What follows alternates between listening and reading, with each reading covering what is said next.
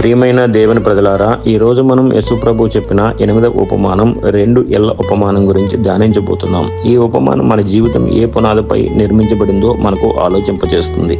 Bible గ్రంథంలో మత్తయి సువార్త 7వ అధ్యాయము 24 నుంచి 27 వచనాల్లో, నా మాటలు విని వాటి ప్రకారం చేసేవాడు రాయి మీద తన ఇల్లు కట్టుకున్న జ్ఞానవంతునితో సమానం. యేసు ప్రభు ఈ ఉపమానంలో 2 ఇళ్లను చూపిస్తున్నారు. ఒక వ్యక్తి తన ఇల్లు రాయి మీద కట్టుకున్నాడు, మరో వ్యక్తి తన ఇల్లు ఇసుక మీద కట్టుకున్నాడు. బయటికి 2 ఒకేలా కనిపించాయి, కానీ వర్షం పడేటప్పుడు, వరదలు వచ్చినప్పుడు, గాలులు వీచినప్పుడు ఇసుక మీద కట్టిన ఇల్లు కూలిపోయింది, రాయి మీద కట్టిన ఇల్లు నిలబడింది.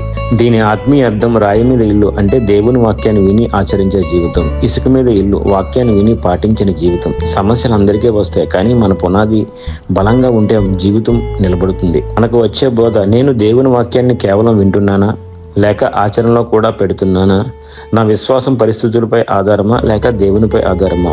పరీక్షలు మన పునాదిని బయటపెడ. ముగింపు ప్రార్థన. ప్రభువా, మా జీవితం ఇసుక మీద కాకుండా నీ వాక్యమైన రాయి మీద నిర్మించుకునే కృప మాకు దయచేయము. పరీక్షలు వచ్చినప్పుడు మేము కూలిపోకుండా నీ మీద నిలబడే విశ్వాసాన్ని మాకు దయచేయము. యేసు ప్రభువు నామములో ప్రార్థిస్తున్నాము. ఆమెన్.